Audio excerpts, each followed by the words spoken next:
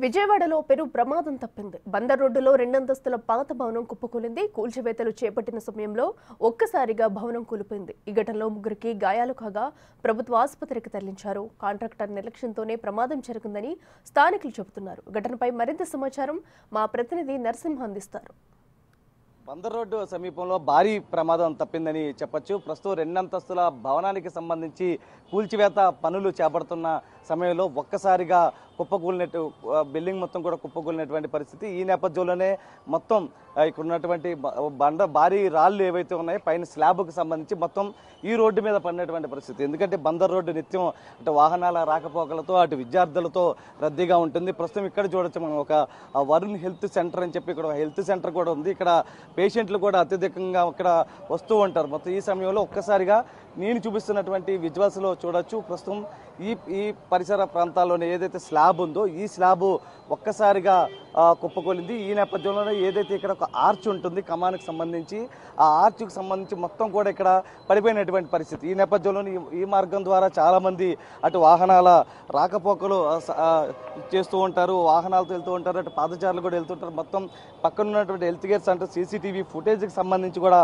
మొత్తం అటు కాలిపోయినటువంటి పరిస్థితి. ఈ ప్రస్తుతం చూడొచ్చు అతిపెద్ద కమాన్కి సంబంధించి మొత్తం కూడా ఎంత భారీ రాయి ఇక్కడ పడినటువంటి పరిస్థితి. ఏదైతే స్లాబ్ ఒక్కసారిగా కమాన్ మీద పడడం, కమాన్ మీద పడిన తర్వాత ఈ భారీ రాయి ప్రస్తుతం చూడొచ్చు మొత్తం ఏ విధంగా వెళ్తున్నటువంటి పరిస్థితి. ఎందుకంటే ఈ మార్గం ద్వారానే ఇక్కడి నుంచి వెళ్తూ ఉంటారు. ప్రస్తుతం నడవలేని పరిస్థితి. ఒక్కసారిగా కూలిన సమయంలో కనుక ప్రమాదం జరిగి ఉంటే భారీగా ప్రమాదం జరిగి ఉండేదంటే కూడా ఇక్కడ స్థానికులు అయితే చెప్తున్నారు. ఇప్పటికే ముగ్గురికి తీవ్ర గాయాలైనటువంటి పరిస్థితి. అయితే ఒక్కొక్కరిగా ఇక్కడ అధికారులు అంటే పోలీసులు చేరుకుంటూ ఉన్నారు. పోలీసులు చేరుకున్న సమయంలో మొత్తం ఇక్కడంతా క్లియర్ చేసేటువంటి పరిస్థితి కూడా ఉంది. ప్రస్తుతం నాకు చూడొచ్చు రద్దీ ఏ విధంగా ఉందనేది మొత్తం కూడా.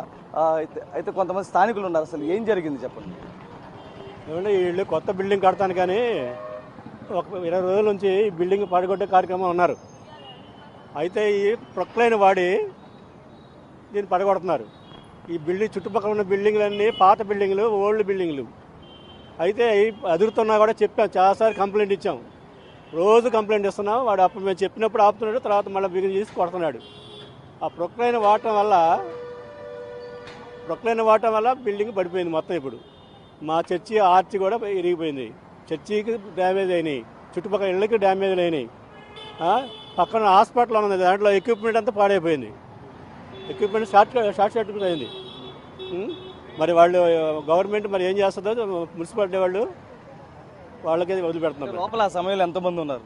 10 మంది ఉంటారు. రోజు 15 మంది ఉంటారు. నలుగురికి దెబ్బలు తగిలినాయి. ఆ నలుగురు హాస్పిటల్ చిన్న చిన్న దెబ్బలు అంటే పెద్ద దెబ్బలు కాదు. స్టాఫ్ వాళ్ళు కాంట్రాక్ట్ తరఫున స్టాఫ్ జస్ట్ మిస్. మా పేటలో వాళ్ళు ఇద్దరు జస్ట్ మిస్ అయింది. జస్ట్ మిస్, లేకపోతే చాలా పెద్ద ప్రమాదం జరిగేది. జస్ట్ అక్కడ దాటారు, పడిపోయింది. లేకపోతే ఇద్దరు తల్లి పిల్ల ఇద్దరు చనిపోయేవాళ్ళు. ఒక మన స్టాఫ్ ఇక్కడ వరుణ్ స్టాఫ్ వాళ్ళ అమ్మాయి జస్ట్ చిన్నపిల్ల, ఆమె కూడా జస్ట్ సెకండ్స్లోనే మిస్ అయింది. లేకపోతే చాలా పెద్ద ప్రమాదం జరిగేది. మరి వాళ్ళు ఏం తీసుకుంటున్నారో చర్యలు, మీకు పర్మిషన్ ఉందో లేదో తెలియదు మాకు. పర్మిషన్ ఉందని చెప్పి కొడుతున్నారు. బుల్డోజర్ చుట్టుపక్కల ఇళ్ళు ఉన్నప్పుడు బుల్డోజర్ వాడకూడదు, వాడారు, చెప్పినా వాడారు. మరి ఏం చర్య తీసుకున్నారు కార్పొరేషన్ వాళ్ళు? కానీ మేము కంప్లైంట్ అరేంజ్ చేస్తున్నాము చర్చి తరపున, సంఘం ప్రెసిడెంట్ నేను. అయితే సంఘం తరపున లెటర్ రైజ్ చేస్తున్నాం, కంప్లైంట్ ఇస్తాం. ప్రస్తుతం కార్పొరేటర్ కూడా ఉన్నారు చెప్పచ్చు. మొత్తం అంటే 15 రోజుల నుంచి కూడా చెప్తూనే ఉన్నారంట, కానీ నిర్లక్ష్యం చేయదు. ఎందుకంటే రద్దీగా ఉండే ప్రదేశం, అటువైపు ఇటువైపు మనుషులను పెట్టుకునే పరిస్థితి. ప్రస్తుతం చూడొచ్చు స్లాబ్ కూడా కూలిన తర్వాత మొత్తం ఇక్కడ అంతా ఇక్కడ దగ్గరలో కొంతమంది ఉన్నటువంటి పరిస్థితి. భారీ ప్రమాదం తప్పి లేకపోతే నష్టం ఎక్కువగా ఉండేది.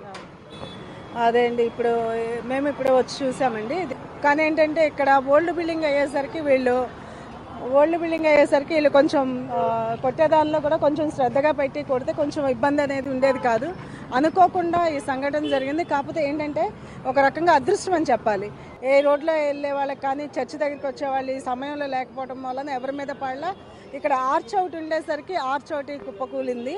దాంతోపాటు అందులో ఉన్నారో వాళ్ళ వరకు చిన్న గాయాలైనాయని తెలిసినాయండి. ఇప్పుడు మేము అదే వాళ్ళకి సంబంధించిన వాళ్ళతో మాట్లాడితే ఏదైనా కూడా జాగ్రత్తగా ఇక మీదట కూడా జాగ్రత్త తీసుకొని డిమాలిష్ చేసేటప్పుడు తగు జాగ్రత్తలు తీసుకోవాలని కోరాము. దాదాపు కూలిన సమయంలో ఒకరు ఇద్దరు ఇదే ప్రదేశంలో ఉన్నారు.